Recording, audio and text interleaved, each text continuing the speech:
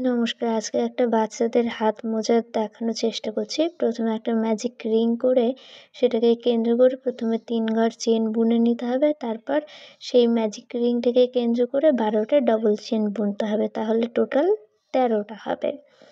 তারপর বোনা হয়ে গেলে ফার্স্ট রাউন্ড কমপ্লিট হলে প্রথম যে ৩টা বোনা হয়েছিল চেন সেখানে ৩ নাম্বার চেনে এভাবে আটকে নিতে হবে আর ম্যাজিক রিংয়ে ছোট সুতোটা ধরে চাপিয়ে দিতে হবে।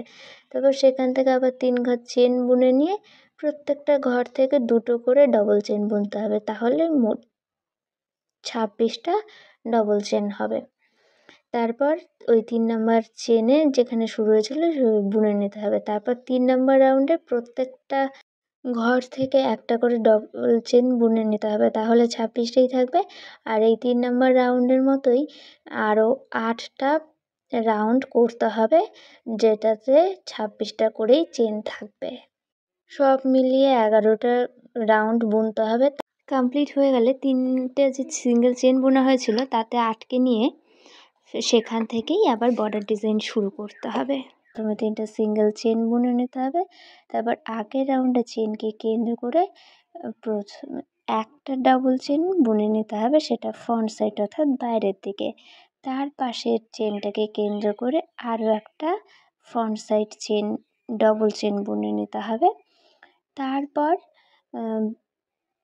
দুটো হয়ে গেলে তারপর ব্যাক সাইড অর্থাৎ ভেতরের দিকে প্রথমে একটা ডবল চেন বুনতে হবে, তারপরে চেনকে কেন্দ্র করে আবার একটা বুনে নিতে হবে। এভাবেই দুটো বাইরের দিকে দুটো ভেতরের দিকে করে চেন বুনে নিয়ে মানে দুটোই ডবল চেন করতে হবে।